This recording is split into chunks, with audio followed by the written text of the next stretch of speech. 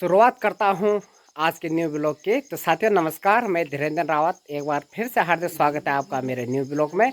तो साथियों आज जो शुरुआत शब्द बोला मैंने शुरू में, तो इसका एक बहुत ही अर्थ है और एक शुरुआत फाउंडेशन नाम की संस्था है और इनके जो संस्थापक है श्री दीपक ध्यानी जी हमारे रिखणी खाल के रहने वाले हैं और उनका गांव खंदवारी गांव है जो कि रिखणी खाल से 20-25 किलोमीटर लगभग दूरी पे है। 2005-6 से उनकी संस्था काम कर रही है और उनको छात्रवृत्ति देते हैं। उनका पहले टैलेंट देखते हैं, सवाल जवाब करते हैं और जो बच्चा पास हो जाता है उनको छात्रवृत्ति देते हैं और आगे पढ़ाई के लिए और हर क्षेत्र में आगे बढ़ाने का प्रयास करते हैं बच्चों को, चाहे गायन हो खेलकूद हो। तो साथियों डायरेक्ट सुनते हैं उन्हीं की ज़बानी उनकी संस्था के बारे में। और जो एक टोपली का बड़ा डिज़ाइन इससे पहले ब्लॉग में देखा होगा, मोदी जी तक उन्होंने ही पहुँचाया ये ब्रह्म पुष्प की बड़ी डिज़ाइन। तो साथियों उनके बारे में सुनते हैं।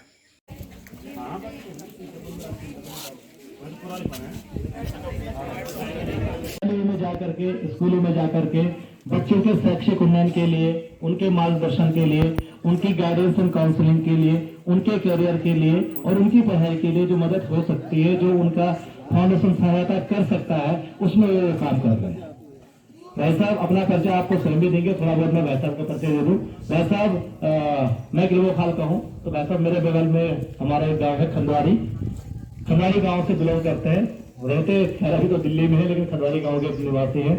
पेशे से इंजीनियर हैं और बहुत सारे देशों में नौकरी करने के बाद, विदेशों में नौकरी करने के बाद, अपनी इंजीनियरिंग की सेवा देने के बाद उन्होंने सोचा कि ऐसे बच्चे जो सरकारी विद्यालयों में पढ़ते हैं और जिनके पास टैलेंट है, जिनके पास योग्यताएं हैं और उनको अगर कुछ कमी पैसे के कारण या कुछ कारणों से उनकी पढ़ाई में कोई दिक्कत आ जाती है तो उस कमी को पूरा करने के लिए उनका एक ये फाउंडेशन काम करता है। और इस फाउंडेशन की तरफ से वो बच्चों के लिए गिफ्ट्स, उन बच्चों को स्कॉलरशिप प्रदान करते हैं जो बच्चे थोड़ा बहुत ठीक होते हैं। या लगभग भैसा इससे पहले हमारे विद्यालय में आए थे, उन्होंने कुछ बच्चों का टेस्ट लिया था, इंटरव्यू लिया था और इंटरव्यू के आधार पर 21 बच्चों को सिलेक्ट किया था। 21 बच्चे सिलेक्ट हुए थे। तो जोरदार पहले दो में 21 बच्चों के लिए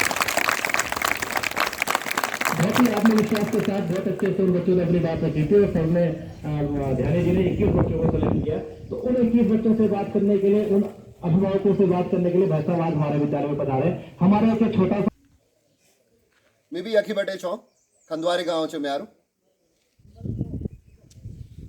पर मैं कभी रहा नहीं गांव।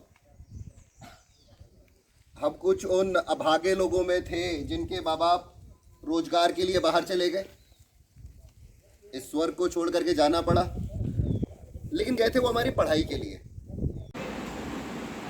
बेटा पता है मेरी किताब आ रहे हो?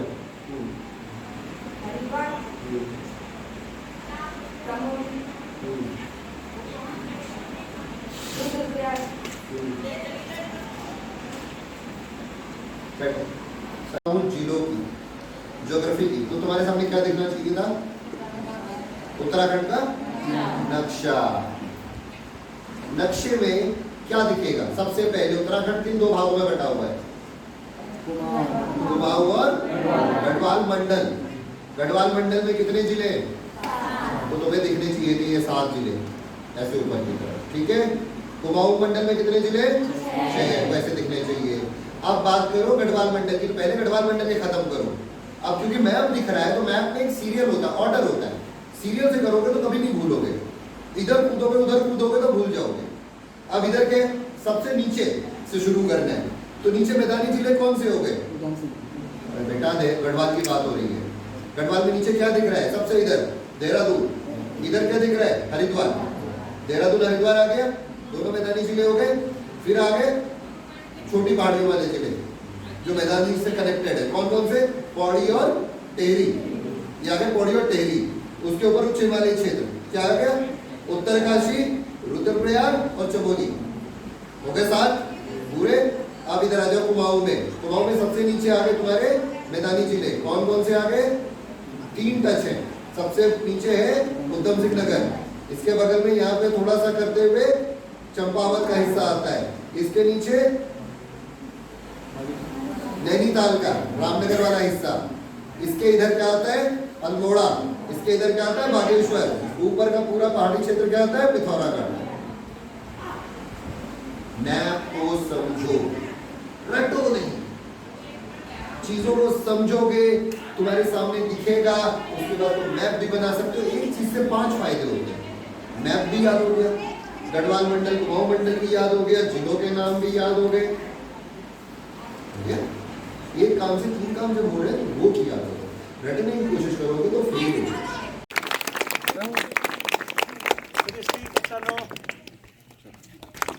सुधीर 10 कक्षा 10।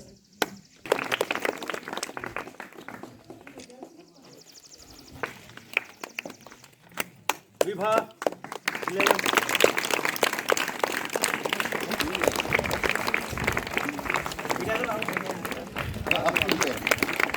ईशा 12।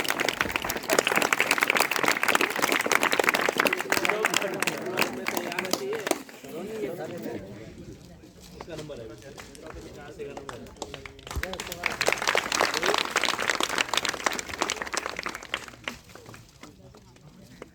4 बच्चे रह गए आपके।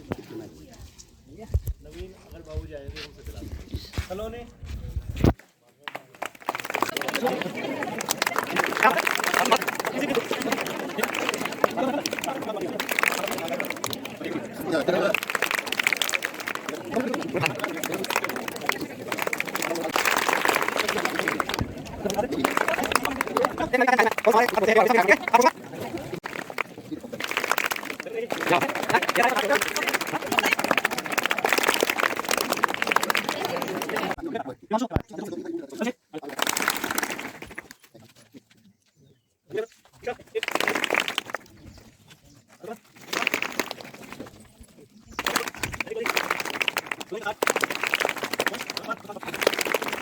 इसमें एक जरा खास बात है, आप लोगों की अभी एक दूंगा।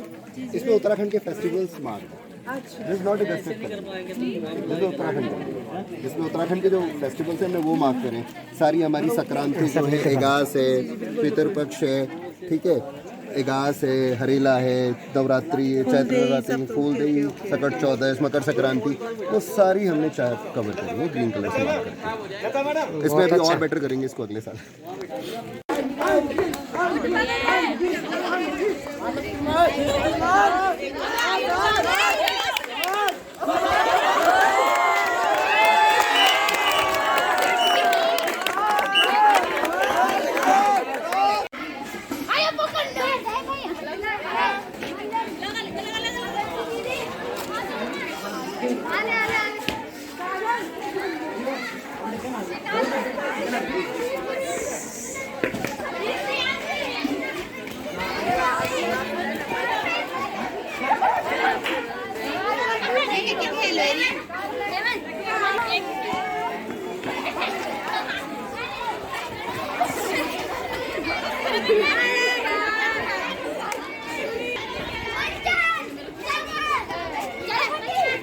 सरकारी स्कूल में बच्चे पढ़ते हैं, इन मतलब गरीब बच्चों के लिए कैसे मतलब आपने शुरुआत की, और ये थॉट आप स्वयं की है या घर वालों की प्रेरणा से मिले?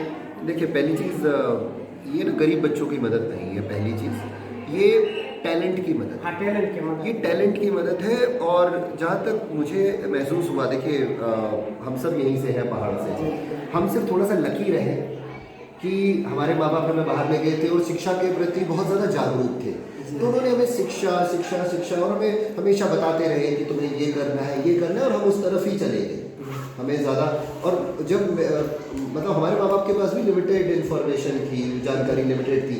तो जब मुझे लगा कि लखनऊ में रहकर उनके पास लिमिटेड जानकारी थी, तो पहाड़ के बच्चों के पास तो जानकारी नहीं है। अगर हम भी पहाड़ रहते तो शायद और ज़्यादा ऑप्शन हमें भी नहीं मिलते। तो मुझे लगा कि देखिए, शहर के स्कूलों में तो सब कोई करते हैं। फिर 5 साल जब नौकरी के हो गए थे, थोड़ा सा इस्टेब्लिश हो गए थे हम लोग, तो सब एक भाव आता है हमेशा से कि यार अपनी जड़ों के लिए, अपने घर के लिए कौन काम करेगा, हम ही करेंगे। सरकार को कोस के, लोगों को बता के तुम्हें ये करना चाहिए, तुम्हें वो करना चाहिए, वो बात की चीज़ है। पहले हम क्या कर सकते हैं, हमने क्या किया। तो मुझे लगा कि हम लकी लोग रहे हैं और हमें अपनी चीज़ें दूसरों के साथ शेयर करनी चाहिए। इसमें सिर्फ बच्चों को शिक्षा के क्षेत्र में लाभ मिलेगा या अन्य स्पोर्ट्स हो गया कुछ, या बच्चे कोई की भी टैलेंट या बच्चे की गायकी हो गई, कुछ भी बना। आपके रखड़ीखाल ब्लॉक का एक गायक है करण रावत, करण रावत, बिल्कुल कुलाली खाली स्कूल का हमारा ही विद्यार्थी है। उसको फिर उसके बाद जैसे ही वो हुआ उसका 12th पूरा हुआ, हमने उसको मोटिवेट किया कि तुम भारत खंडे में जाकर के अपने म्यूजिक करियर को परस्यू करो। देहरादून से करा उसने। उसके बाद हमने उसको मोटिवेट करने के लिए दुबई में जो कौथिक हुआ उसमें उसको आमंत्रित किया और उसको फाइनेंस किया। तो वो उसमें ये तो जानते हैं वहाँ तक पहुँचा, पर कैसे पहुँचा ये नहीं जानते। नहीं वो कोई दिक्कत तो नहीं आज मालूम है चला आपका। तो शुरुआत संस्था सबको लेके चलती है। टैलेंट कोई भी हो, खेल का हो, नौकरी के लिए हो, कोई भी टैलेंट जहाँ उसके पास आर्थिक रूप से पिछड़ रहा है या जानकारी के रूप से पिछड़ रहा है तो इस क्षेत्र के लिए मैं काम करूँगा। जी सर, बहुत बहुत धन्यवाद है आने के लिए।